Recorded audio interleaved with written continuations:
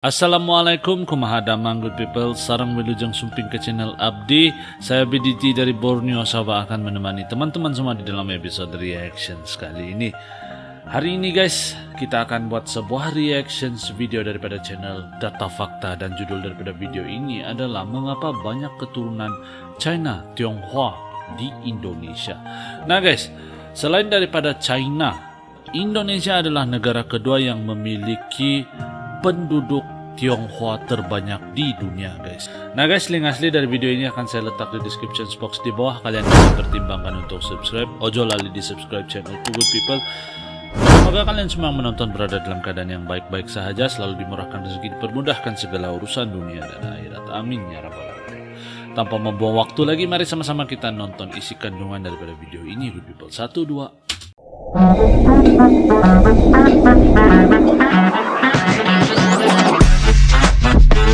Yo, kumaha damang, salam silaturahmi good people.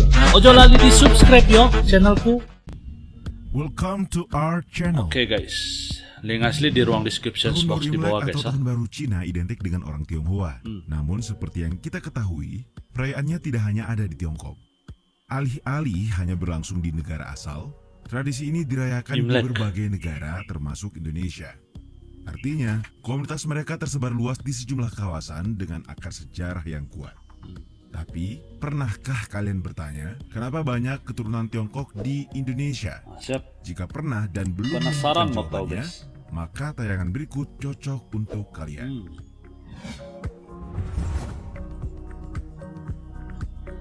Oke, kita akan tahu. Bangsa Cina atau Tiongkok memang memiliki peran besar dalam peradaban dunia, terutama karena daya jelajah masyarakatnya ke pelosok dunia. Hal tersebut bisa dilihat dalam paparan data yang menunjukkan betapa luasnya persebaran mereka. Menurut catatan Overseas Community Affairs Council atau OCHA, jumlah komunitas diaspora dari daratan Tiongkok di Indonesia merupakan yang terbanyak di dunia pada tahun 2020. Jumlahnya mencapai 10,84 juta orang, yang mana itu setara dengan 30% dari seluruh diaspora negeri tirai bambu. Tidak hanya itu, negara tetangga seperti Thailand dan Malaysia juga memiliki banyak perantau dari Tiongkok, masing-masing sebanyak 7,01 juta dan 6,72 juta orang. Banyak guys. Kemudian 5,44 juta perantau dari Tiongkok juga memilih pergi ke Amerika Serikat, serta 3,01 juta lainnya merantau ke Singapura. Masih berdasarkan data OCHA, warga Tiongkok juga merantau ke Kanada, Australia, dan Prancis dengan jumlah berturut-turut 1,91, 1,41, dan 0,75 juta orang. Sebagai informasi, perantau dari daratan Tiongkok bukan hanya tentang mereka yang lahir di sana. Lebih dari itu, mereka juga termasuk keturunan Tiongkok yang lahir dan besar di berbagai negara lainnya. Oke. Ini satu fakta yang luar biasa guys. Melihat luasnya persebaran terlebih lancarnya arus kedatangan masyarakat Tiongkok ke Indonesia, tidak heran jika sejumlah sejarawan tertarik akan hal ini. Bangsa Tiongkok diketahui punya peran besar dalam historiografi Indonesia, di mana Fahian yang dikenal juga sebagai Fahien atau Foxian merupakan salah satu tokoh yang mencatat mengenai eksistensi Nusantara atau Indonesia sejak awal. Sejarawan Beni G. Setiono melalui buku Tionghoa dalam Pusaran Politik menulis, Fahian mengunjungi Pulau Jawa pada tahun 399 sampai 414 dalam perjalanannya menuju India. Rohaniawan dan penjelajah abad kelima tersebut lalu menuliskan perjalanannya dalam buku berjudul Di dalam sejarah buku kan. Nah, jejak penjelajahan Fahian itulah yang kemudian diikuti oleh Sun Yun dan Huining dalam perjalanan ziarah menuju India. Luar biasa Catatan sekali. perjalanan lain yang memperlihatkan eksistensi Nusantara dalam ekspedisi bangsa Tiongkok juga pernah ditulis oleh Yixing.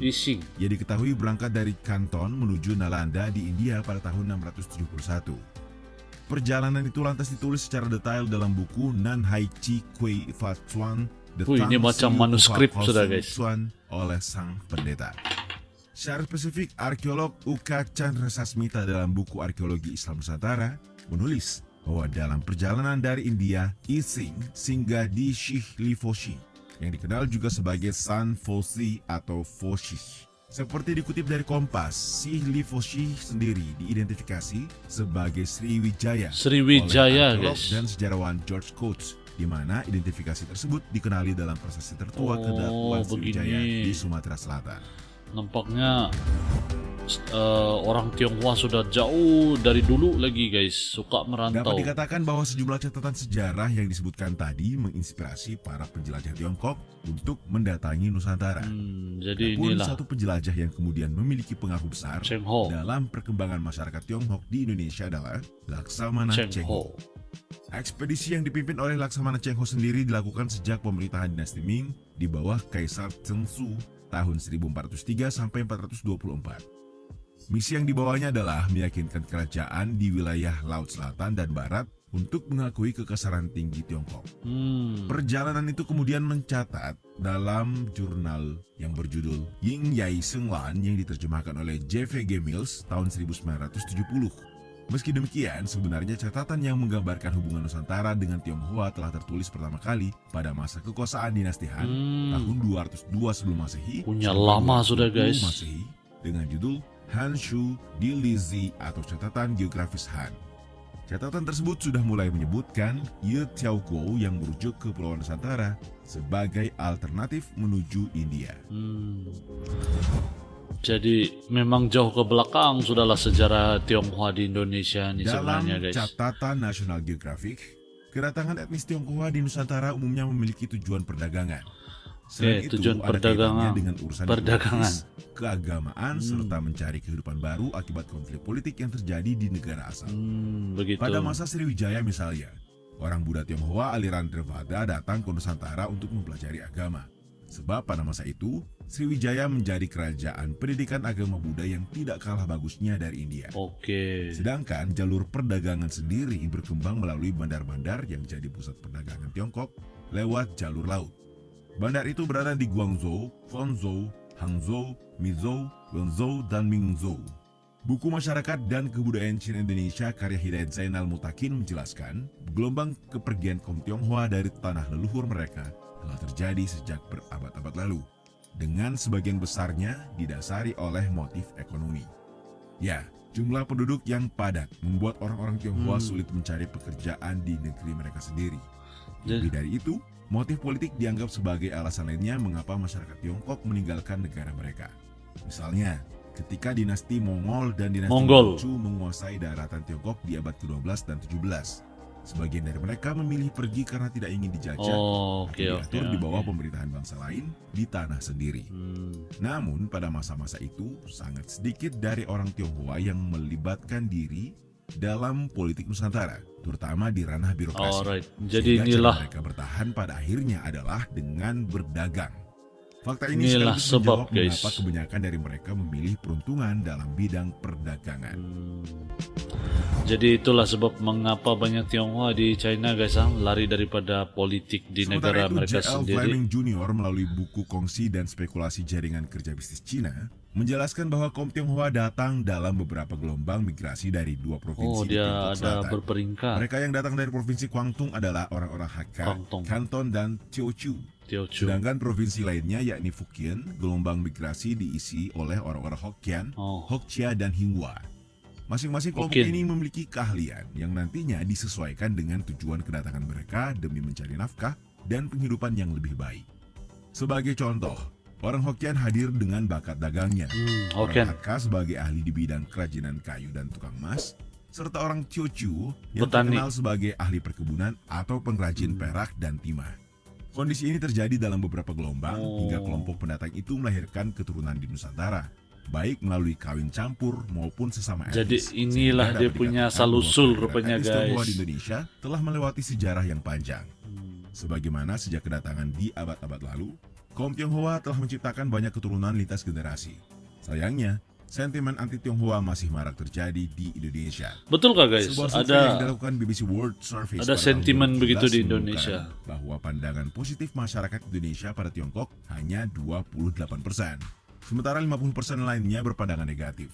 Padahal selama ribuan tahun etnis Tionghoa telah melebur dengan Nusantara. Mereka pun menjadi bagian penting kehidupan bangsa, tidak hanya di masa jaya, tapi juga di masa payah. Sejarah bahkan mencatat bagaimana kaum Tionghoa turut serta dalam perjuangan kemerdekaan Indonesia. Itulah tadi penjelasan singkat mengenai alasan dibalik banyaknya keturunan Tiongkok di Indonesia. Sebagai negara yang memiliki banyak catatan tua, Tiongkok mewariskan banyak pengalaman perjalanan. Hingga pada akhirnya berbagai situasi membuat mereka meninggalkan tanah kelahiran jalan raya untuk dia, selanjutnya memilih berbagai tujuan termasuk Indonesia karena sejumlah pertimbangan. Kalau menurut kalian, kenapa Indonesia memiliki keturunan Tiongkok lebih banyak dibanding negara lainnya? Kenapa guys? Itu kalau menurut kalian kenapa guys Indonesia memiliki orang Tionghoa lebih banyak daripada negara lain guys? Kalau yang menurut kalian lah guys, oke?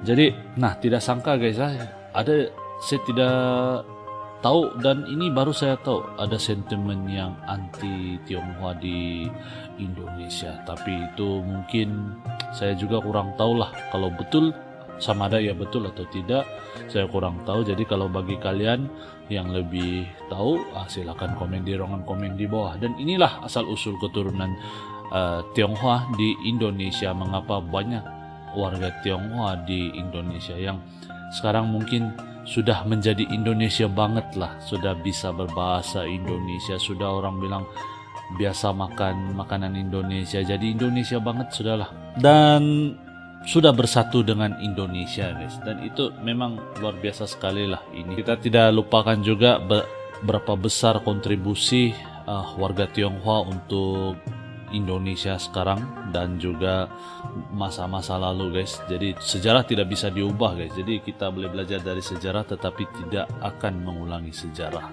guys. Jadi apa pendapat kalian? Komen di ruangan komen di bawah. Dan saya rasa sampai di sini saja video saya pada kali ini. Terima kasih karena menonton Good People. Kita akan jumpa lagi di video yang akan datang. Salam santun damai dan salam silaturahmi. Assalamualaikum, salam Nusantara. Yo teman-teman, ojo lali di subscribe yo channelku.